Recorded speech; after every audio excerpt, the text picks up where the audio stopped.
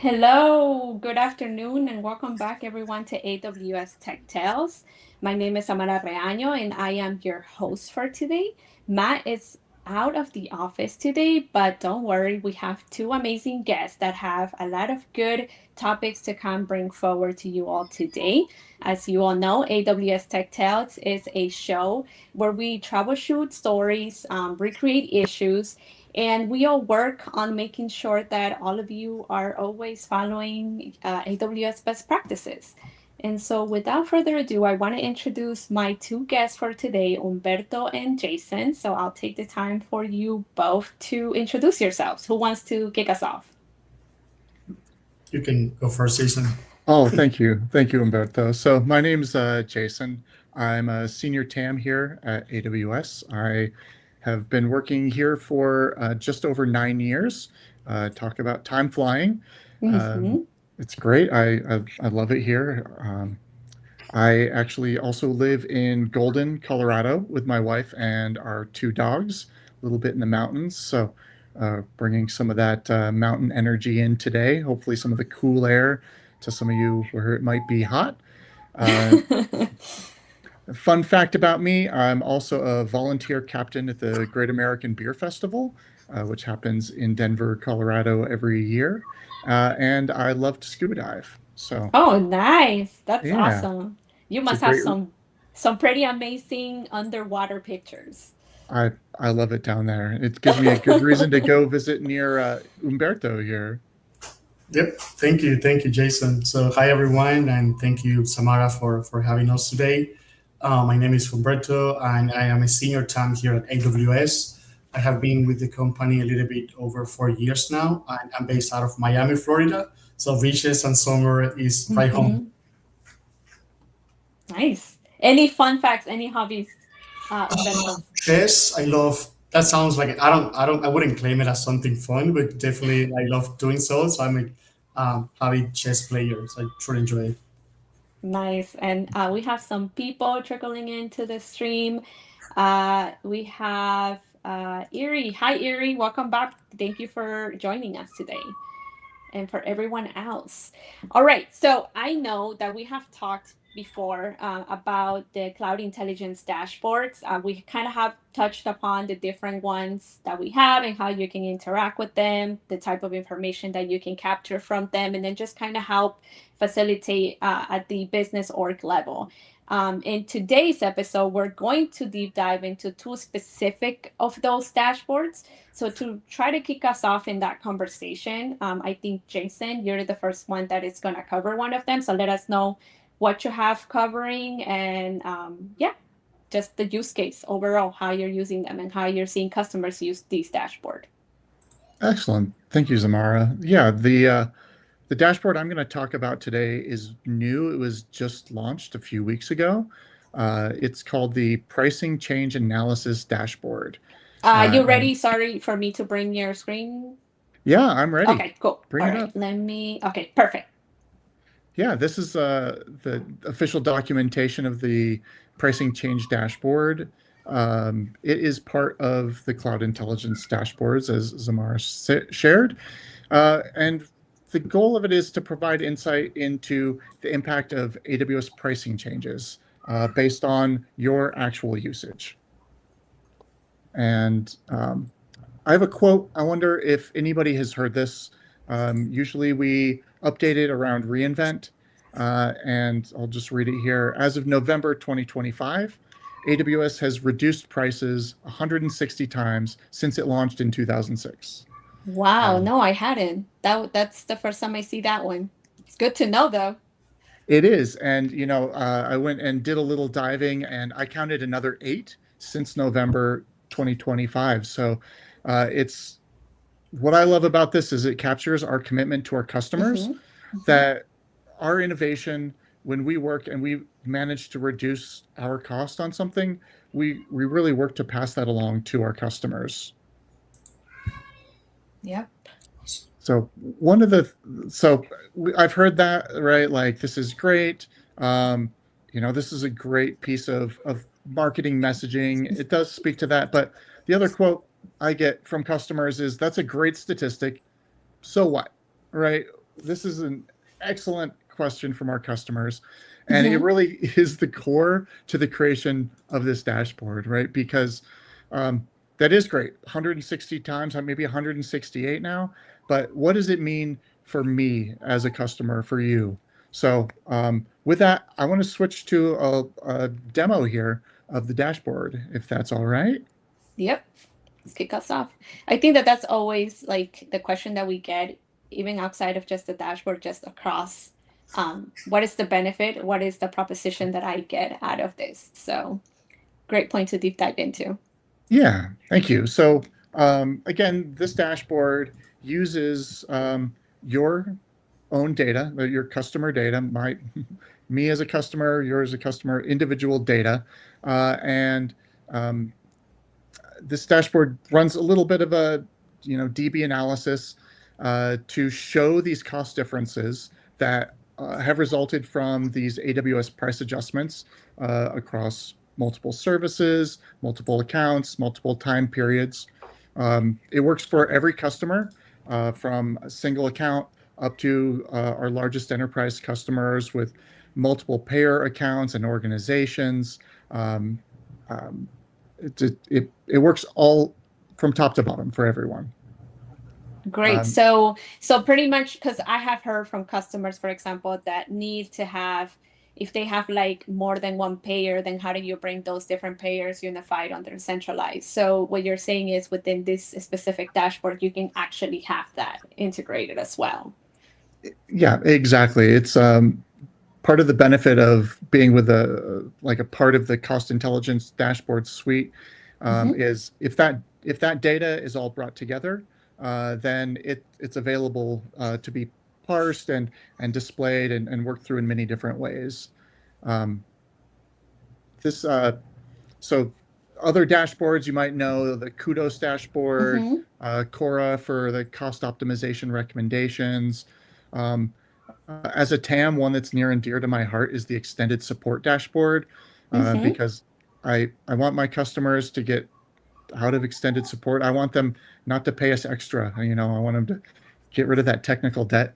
And the health events dashboard, I love that one too. Um, I guess I think that we always want to look for ways to be proactive about things. So I think that this whole set that is inclusive in the CID or the Cloud Intelligence Dashboard is a great option to do that. I We have shared the link to the specific dashboard that Jason is walking through, and that's just a reminder to our audience that if you have any questions or any specific things to ask while we're going through this demonstration, please feel free to drop them in the comments and we'll bring them forward. Great, thank you. So, what I'm sharing today is a simulation of a large enterprise customer so that Mhm, we can show off some of the multi-payer, multi-region, some of these the things that some of our customers use. mhm. But as I said, it's available for everyone. And a couple of things to note: the dashboard is looking only at your cost and usage data. We're not pulling in any external information or sending anything back to AWS on that. So um, I think that's important. It's something that's important to me. Um, Also to note, it is only going to show data where there were changes to pricing. So um, my personal account, that I've had for many years, in that account, this dashboard shows nothing because I haven't been using any of the services that happened to have a cost reduction. So if you install the dashboard and it says nothing's there, then there have been no impacts to your costs. So this will be, let's say, to not create confusion, is just for that, the specifics of where the difference has been made, not to be used, let's say, on a day-to-day or week-to-week basis where you just want to see the fluctuations of your overall spend. This is more dedicated to those concentrated services that have reducing costs over time. Exactly, and even within those services, just the pieces that have had a cost change. Hmm. Perfect. Yeah, and you'll hear, in that previous slide, I said AWS has reduced costs 160 times. since inception.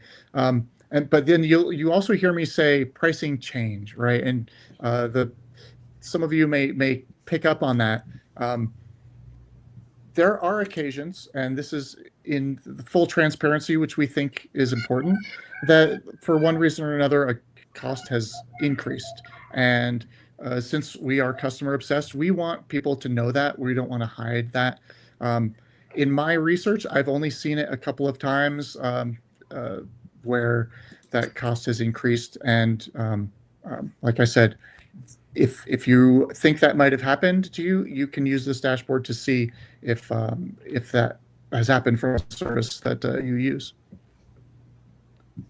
So with that, I want to dive into the dashboard. What I want to do, I'm going to kind of talk through all the pieces Okay. of the dashboard, and then we're going to go into some of the highlights and maybe some of the advanced things that you can do. So I'm going to make this nice and big for everybody. Um, So, um, first off, we have a summary of the cost differences. And so, what we see here on the left are a number of the services where there's been a cost impact. Across the top here, we have months starting from the previous month because we're comparing, we're looking for changes that have happened month over month. Mm-hmm. And by default, we're going back 24 months. Okay. So, so this table will, make some nice totals on the end, but it gives us kind of that overview of what we see. Um, Also nice to know, just at a glance, what was the difference in the cost between the previous cost before the price change and then the current cost that I've paid. And so similar to the Kudos dashboard, just to give a quick executive view, here's that impact that we can Mm-hmm. see. They're negative numbers and they're green in the sense of green being good, that Mm-hmm. costs have gone down by this amount. Uh, this is one of my favorite pieces of the dashboard. So this shows. Let's see, make sure I can get the months, etc., in there, so you can see.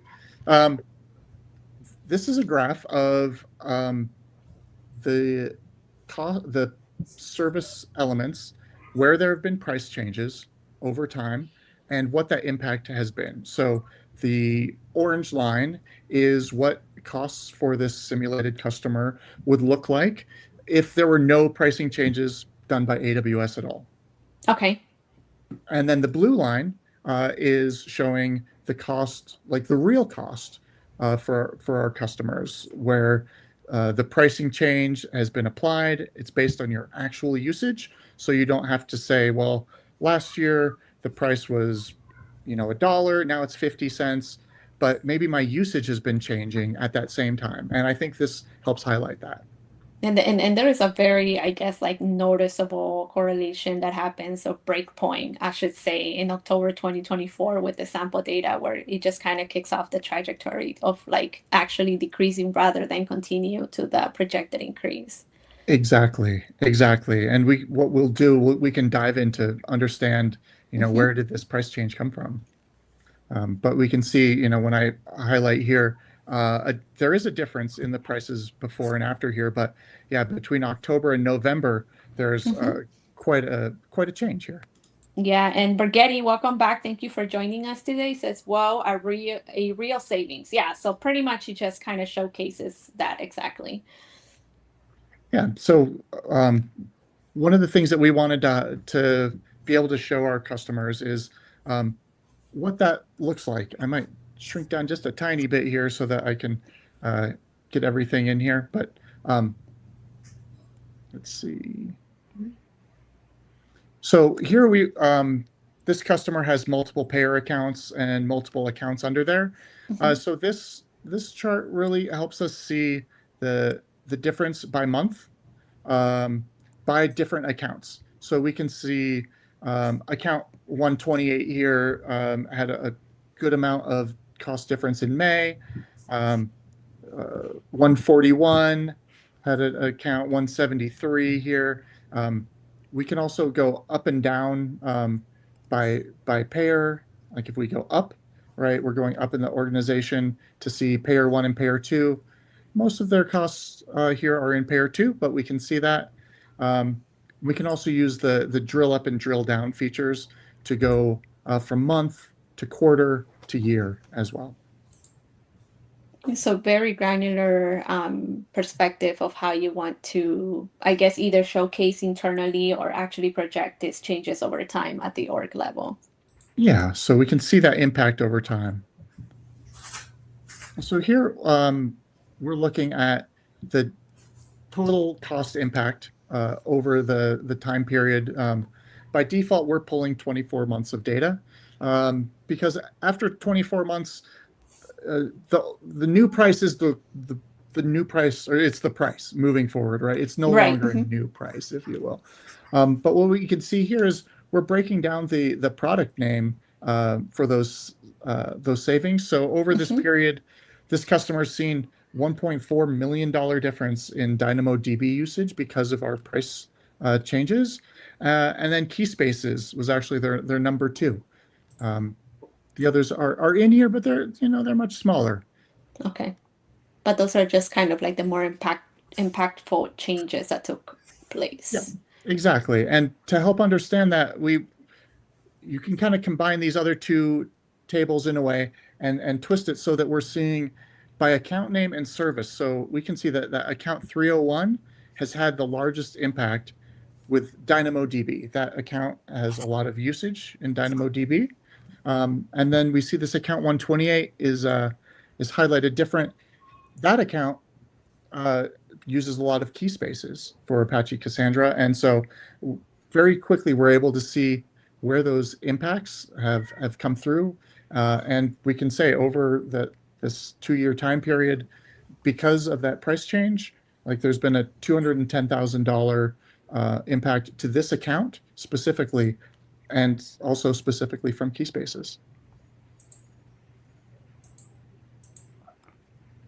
So I have one question. So I know that this is just kind of the differential that takes place, but does it currently have a, I guess, like, I don't know, like a feature where if something is coming up or there is a change that is going to happen, let's say in the near future, whether it's next month or down the line 2 months, does that actually also reflect here, kind of like similar to how the extended support dashboard works, where let's say an extended support charge hasn't kicked in yet, but there is already an announcement of, like, let's say a date by.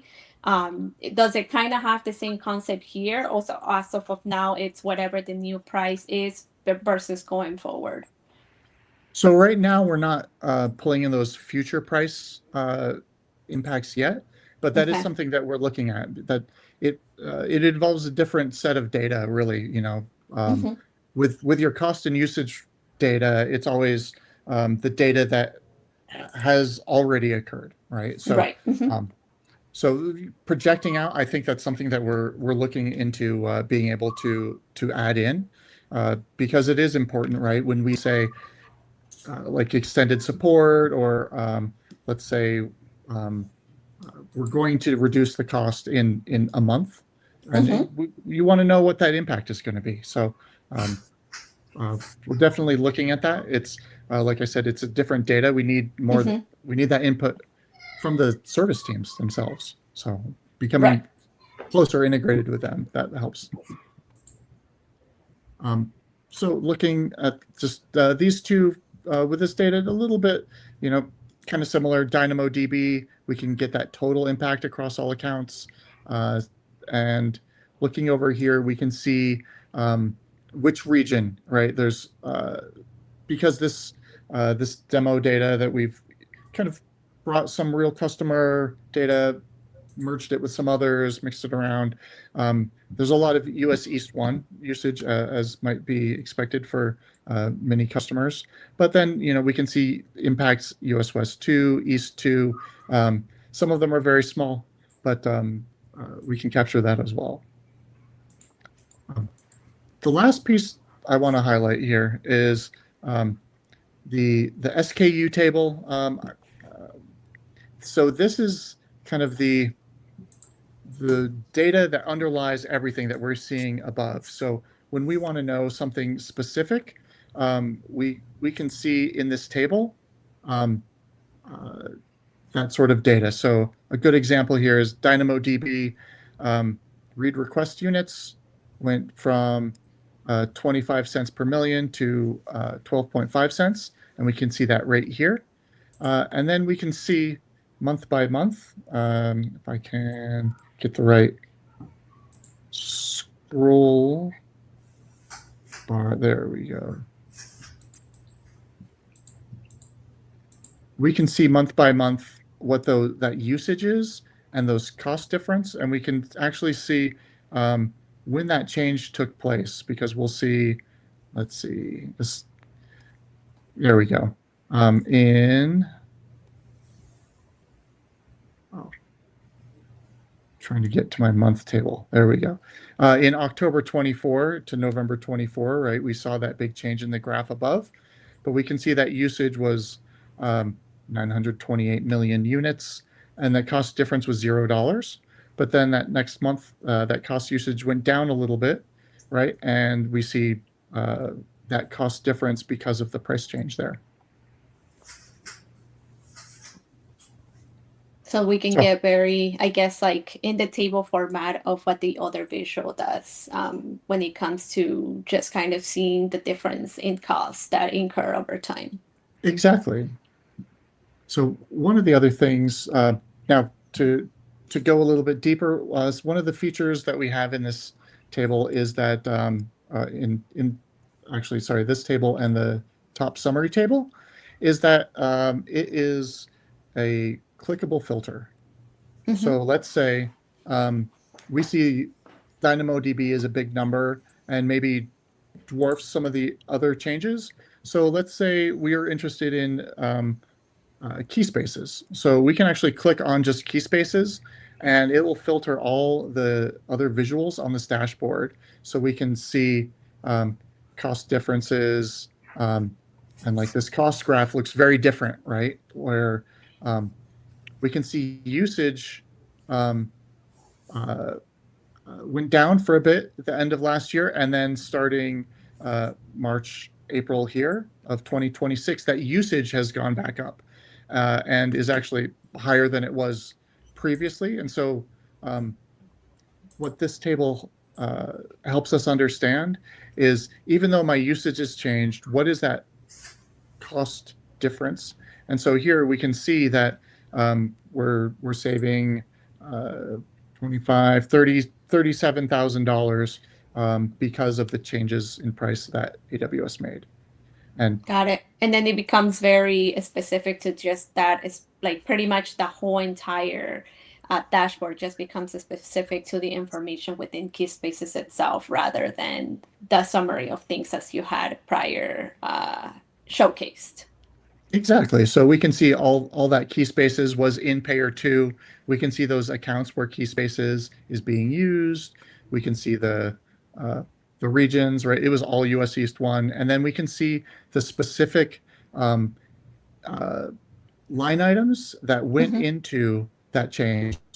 It was storage, it was read capacity, write capacity, and then we can use that table to see, oh, actually, it was the write requests that made the largest change. And then the TTL deletes, that price changed from 27.5 cents per million to, or sorry, from $1.10 per million down to 27.5. We can see that change there.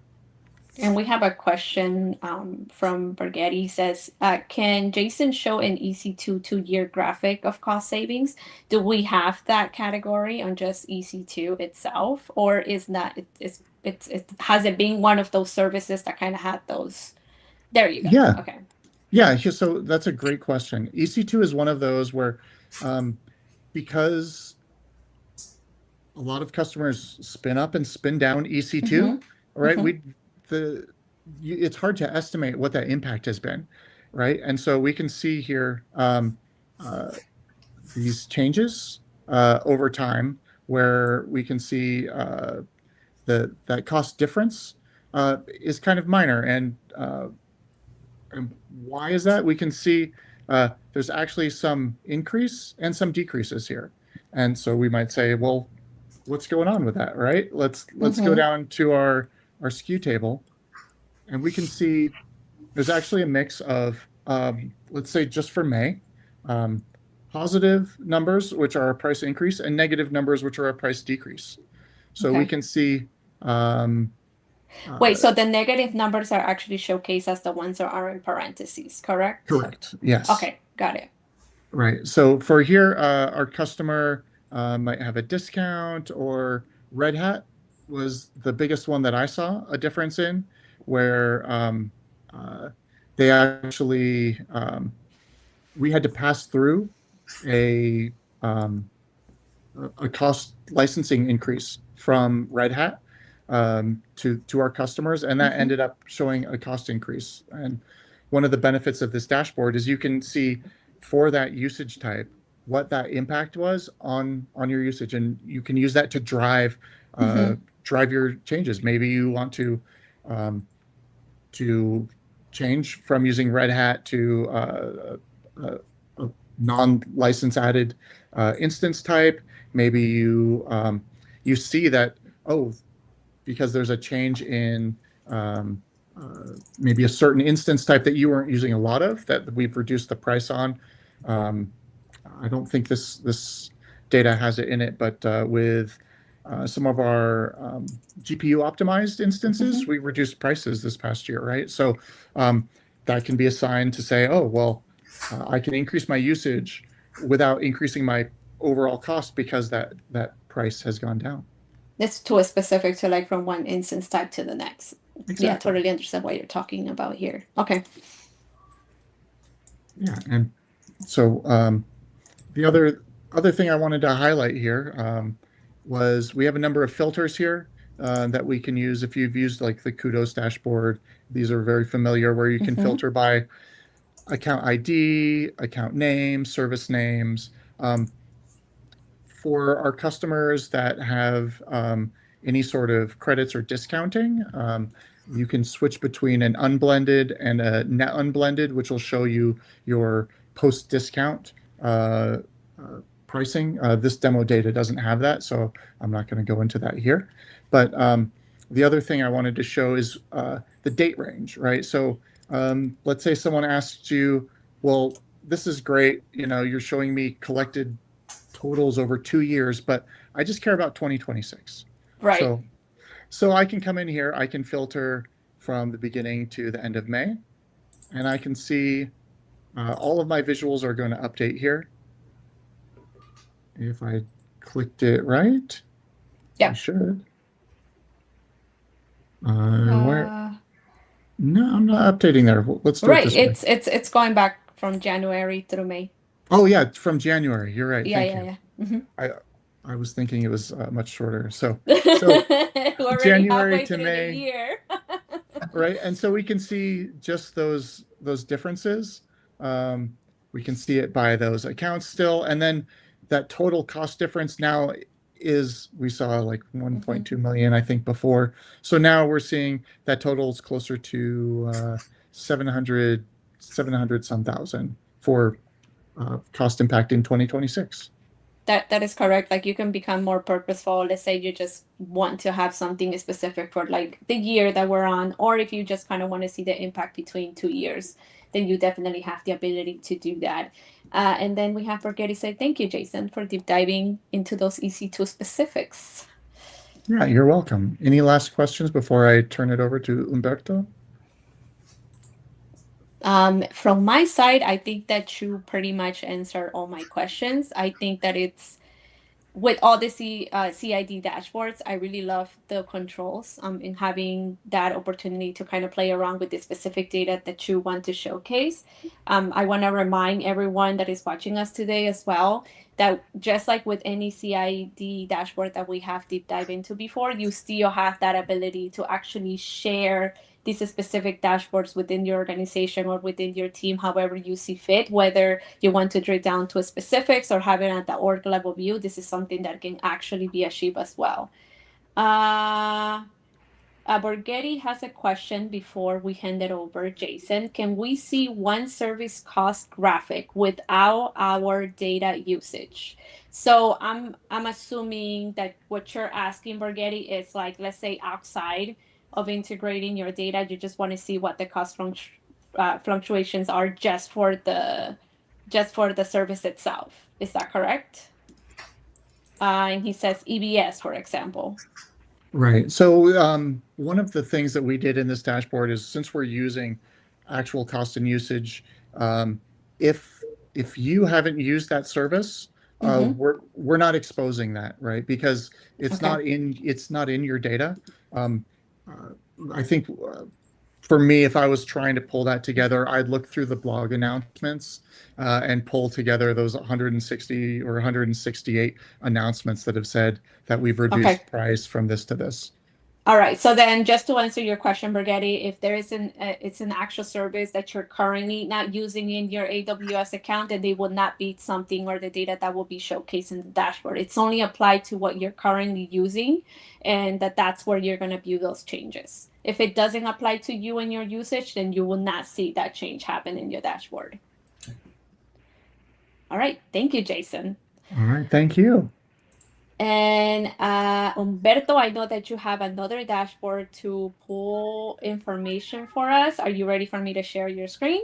Yes, I am. Thank you, Okay. Samara, and thank you, Jason, for walking us through PCA. I'm really excited about it. Give it a try with my customers and get to see firsthand all the cool discounts and price changes they have been impacted with. So really excited about that. Yeah, definitely. Um, so next, we'll be looking at the health events dashboard. Mm-hmm. This is a dashboard that has been around for a couple of years now. Now we're hitting or launching version 3.0 with very cool updates and new features that we believe will benefit our end user. For those who have never heard about the AWS Health Events dashboard, this is a valuable dashboard when it comes to teams that are managing AWS environments at scale. And one of the main benefits is that it helps centralize visibility into AWS health events across accounts or even regions. And in that sense, you can have multiple pagers connected to the dashboard. You can have multiple accounts, multiple regions. So it's really productive when it comes to aggregating all these data sets into one place. Now, in this section, my goal is to walk the audience through what the dashboard does, how it is configured, Mm-hmm. and what is that the audience or any of the users that are deploying the dashboard would need to have in place to get it started. Now, before doing so, I like to provide a little bit of context, and let's start with the AWS Health, which is the underlying data set for the AWS Health dashboard. And defining for those who are not familiar with this component what it is, right? So it is essential at a very high level your go-to source of truth for anything happening across your AWS cloud resources, whether that's a service disruption, it is a planned maintenance, or even account-specific notifications. That would probably be part of the AWS health data set. It is integrated with over 200 services. So in terms of coverage, it has a pretty broad coverage. Now, when it comes to the health events dashboard itself, it takes all that raw data that the AWS Health API produces, and it integrates all of that using AWS Health Organizational View API, very key components. That's one of the prerequisites for actually taking any benefits of dashboard. And it turns all this data into visuals and interactive charts that we will see in the demo in a couple of minutes from now.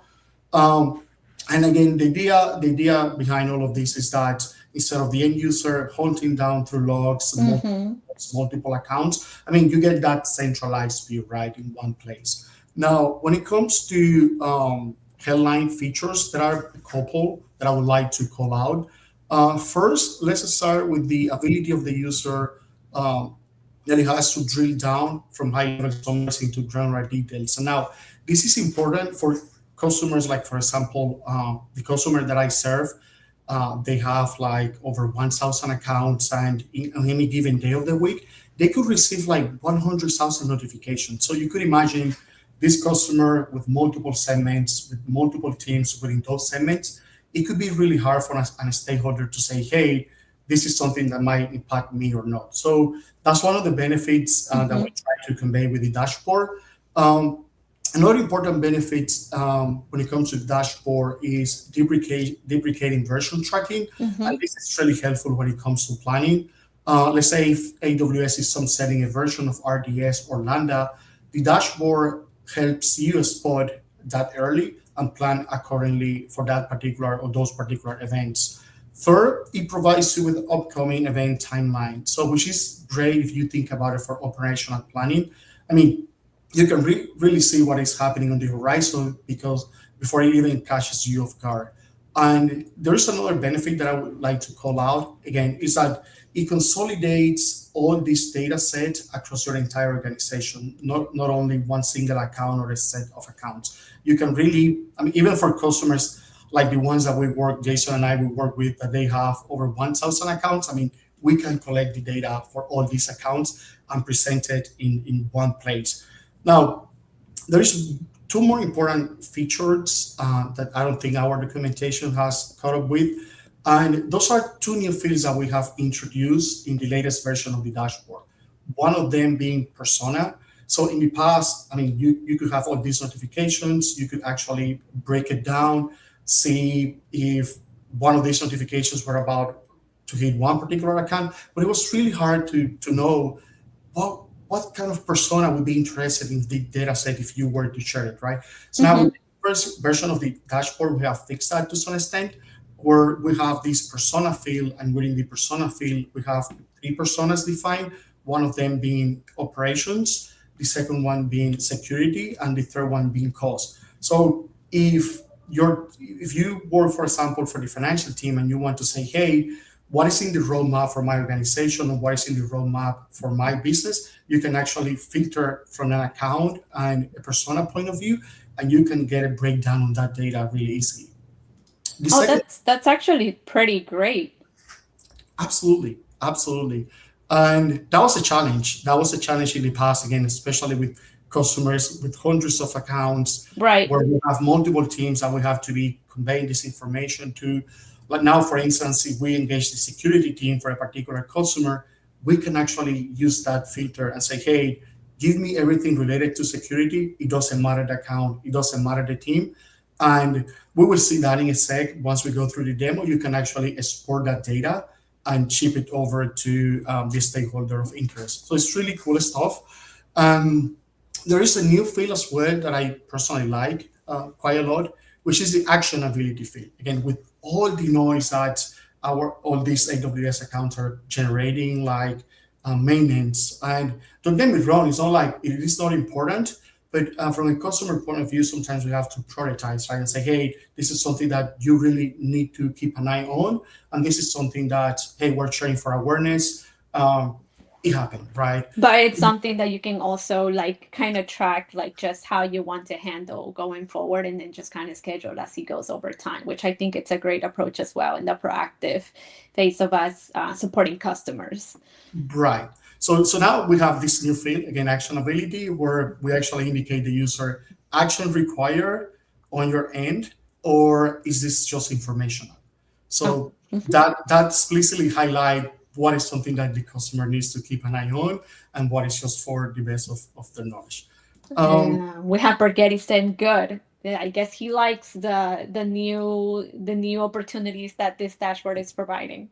yeah, it definitely reduces a lot of time, and it reduces a lot of noise, which is another we will see once we get to the dashboard. But in the past, we will have all these zoom view with all the events going on, and it was really up to the user to actually filter and create the views and the outputs that they Right. were Hmm. interested. Now with these new fields, everything is tailored to action required.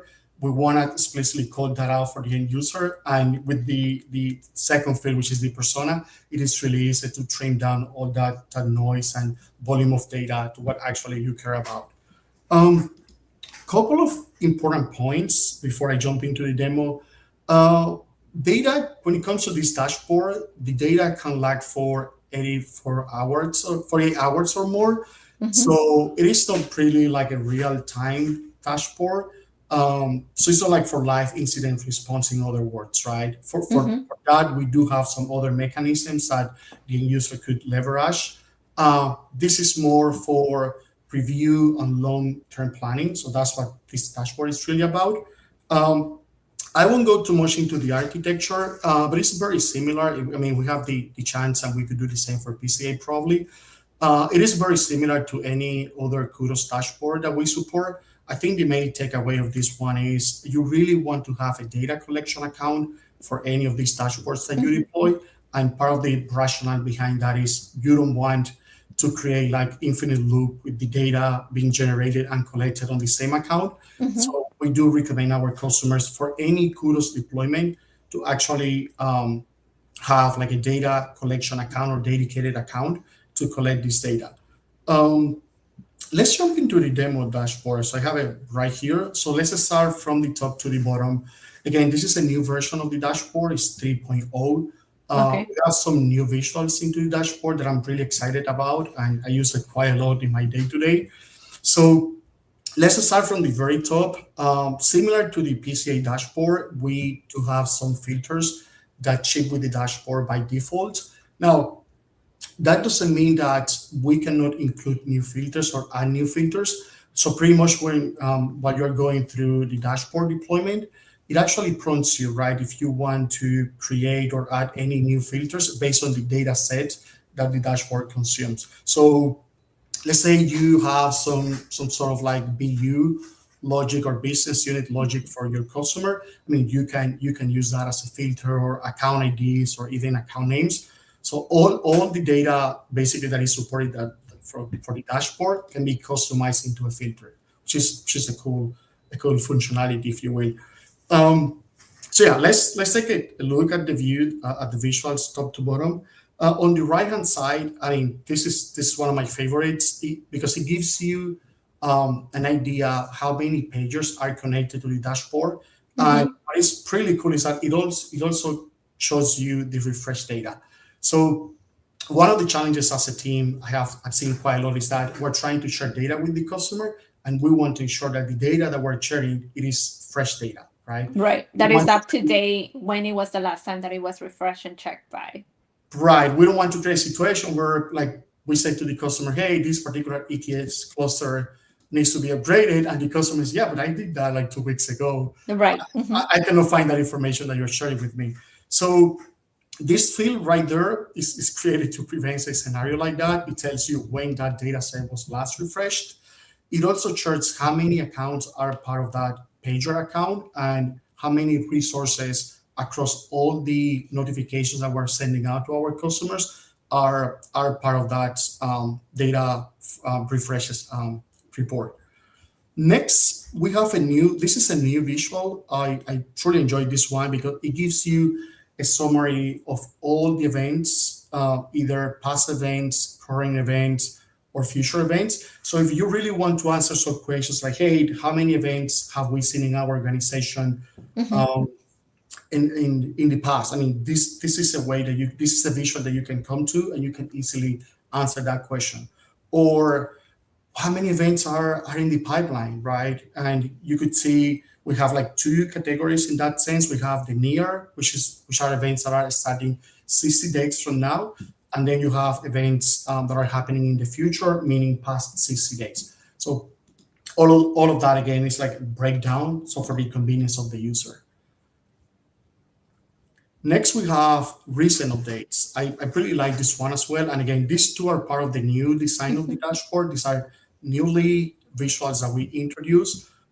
With recent updates, the idea here is to tell the end user what has been happening, right, in the last 14 days. And that's kind of like a default value that we have. By all means, it could be configured to 7 days. I mean, there's actually like a drawback. There's like a rollback bar that you can actually move around, and you can actually see beyond that 14 days or even like in a closer timeline than those 14 days. And here we have like a roadmap view of those events in that timeline that the user has set. And again, we provide when the start date of that event was and how many accounts have been impacted by those events. And here we have like an aggregation of that where the user can see the timeline of resource impacts again, either for recent or future events. And we have these services that are implied within those events. Got it.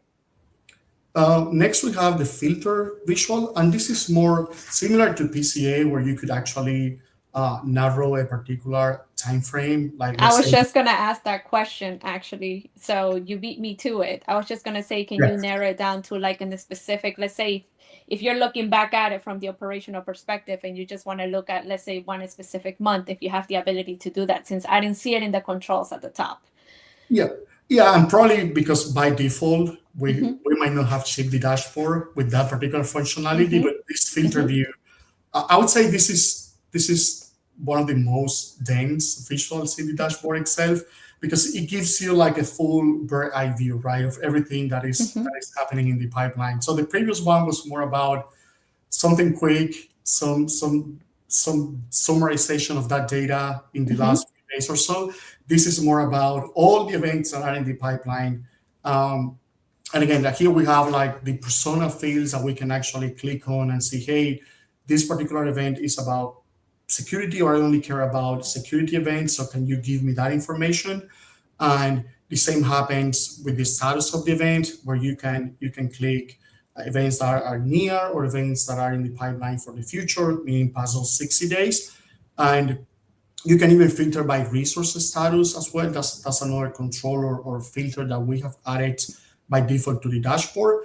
And this one here goes back to that amount of information that you are getting. Mm-hmm. If you Mm-hmm. see by default, we have only life cycle events only, meaning events that require the user attention. But if I switch that to all events, for example, um, you can actually start seeing everything that is in the pipeline, from Right. your EKS cluster needs to be updated in the next 30 days or so, or hey, just your certificate was just renewed for this particular domain. So you get the full set of data that we're generating for that particular organization and that particular customer. I have one question before you scroll down to Yeah. other areas. So for the persona portion of it, I know that it comes, with the operation, security, and billing. But let's say an organization wants to add other personas to the dashboard. Is that something that you can customize, or this is just kind of like the feature that it's available for now? By default, I mean, this is an API call. So by default, the API supports these three particular fields. Okay. Um, as a time, we have in the past, this was the way we came up with this idea. we Mm-hmm. actually we actually at inception phase, we actually created calculated fields that, based on given information in the API itself, we could call out if this was like security or this was related to cost. That's something that could be done through, I guess, some other resources, but by Right. default it will come with this three With particular this one's a fields. Yeah, specific. Okay, yeah, by sounds good. default. Yeah.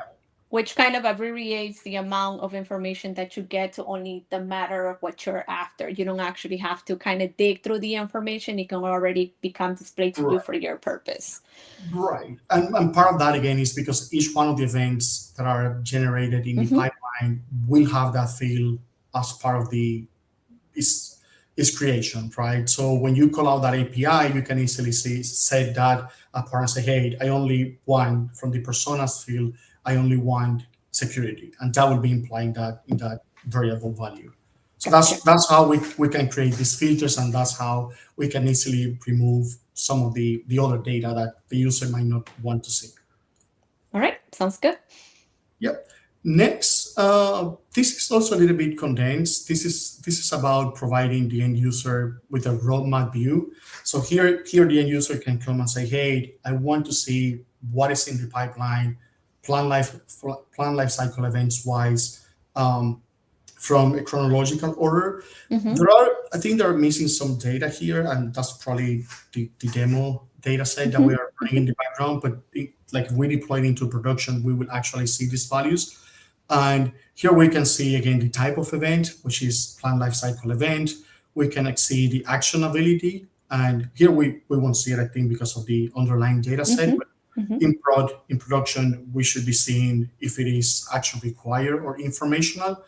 Um, Then we have the persona field, and again, those three values, potential values that could be cost, security, and operations. We have this one is really cool. We also call out how many days out are for that due Hmm. date of the event. So this is so you can plan accordingly, right? The customer could plan accordingly. We also have when that event was last updated. I mean, sometimes we have events that are scheduled, let's say, end of the month, but there are some considerations that are taken into account that might force that particular timeline to be moved. Right. So this is a perfect place to basically tell when that event was updated or not. Then we have accounts that are impacted by that particular event, and the resources as well.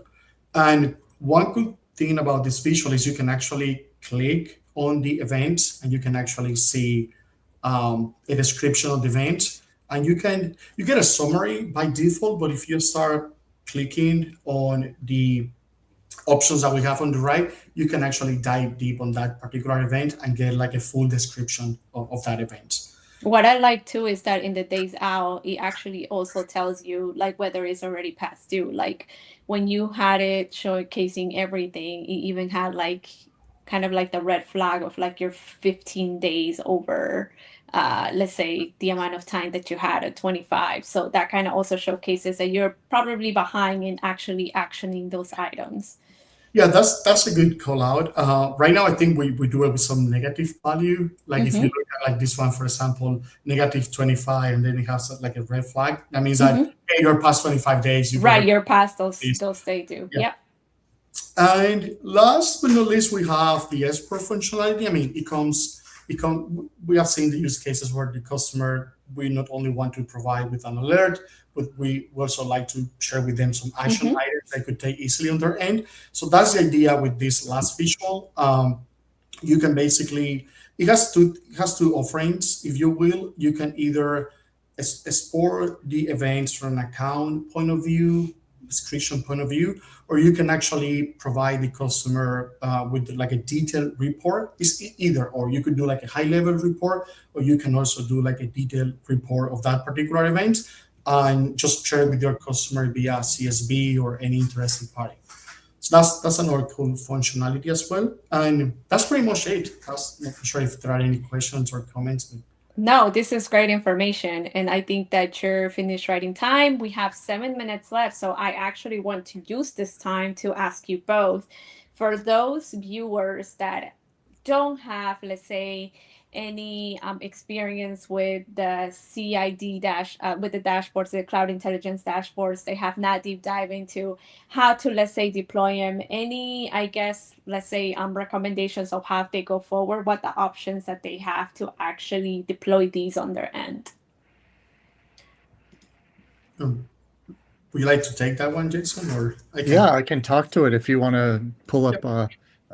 on any of these. There's really two ways to install the dashboards. One is by using CloudFormation. There's Mm-hmm. CloudFormation stacks in the documentation Mm-hmm. for each of them. And then there's also a tool that we've built called the CID command tool that runs on the command line, and it can be used to deploy, to run updates on the dashboards. Uh, uh, I use the command line myself. I find it to be really helpful for me um, uh, in applying, especially the updates. As you can imagine, when you're working with these dashboards, you're trying to update, you're trying to pull the latest code, trying to do all these sort of things. So that's the way I like. And really, uh, the prerequisites for many of the dashboards are Mm-hmm. to install one of the foundational dashboards Yep. first, right? So that's the kudos, the cost intelligence, or the KPI dashboard. And through those, it sets up kind of the foundation of the data sets, the connection with your S3 data, your Athena, and all of that, which makes a lot of the other dashboards possible. Yes, that And is correct. I think that one more thing that I guess we can call out with the prerequisites is specific to the dashboard that you're trying to deploy even after you go through that foundational. Like, for example, for the health one, I do know that you have to enable across the org if that's what you Yeah, want to see. But there is like further steps that you have to make sure you take prior to actually going through the CloudFormation or the CLI deployment, just to make sure that you actually have the data populated and it's working as it should, as it is intended. So just make sure that you don't skip that step. right. Yeah, I think when you look at the dashboards, you'll see three categories. You'll see the foundational, the Mm-hmm. advanced, and the additional. And in general, the foundational will all set up, right? Those are the ones that we think uh, they found the basis of all the other dashboards. Mm-hmm. The additional dashboards typically have smaller prerequisites, a little bit uh, more information, but you'll see they might need certain things enabled. And then the advanced dashboards often use like the data collection lab to bring in that data across your organization. Yep. All right. With a couple of minutes left for the stream, any parting words, any best practices, advice, or recommendations that you have for our viewers prior to us ending the stream? Umberto, I'm going to let you go first on this one. Yeah, I would say definitely when it comes to deploying any of the Kudos dashboards, you want to have a data collection account. um, that's definitely a must. Otherwise, you will, as I think I mentioned it earlier, you will end up like having like an infinite loop of data being generated as a result of other data that is being generated. So you want to keep an eye out on that. Um, yeah, I think pretty much I would say that's one of the main requirements to have into account. Sounds good. Thank you. All right. And with that, I guess we'll thank you all for joining us today. And I hope that you found today's episode to be very informative. If you have any questions or things, please don't forget to visit our AWS Tech Tales page in our Builder Hub. And just make sure that you go through the notes of the episodes and then just, let us know if any topics or questions that you have of any of the past ones. And with that, thank you so much, Jason and Humberto, for joining us today. And I'll see you all next week. Thank you Bye, so everyone.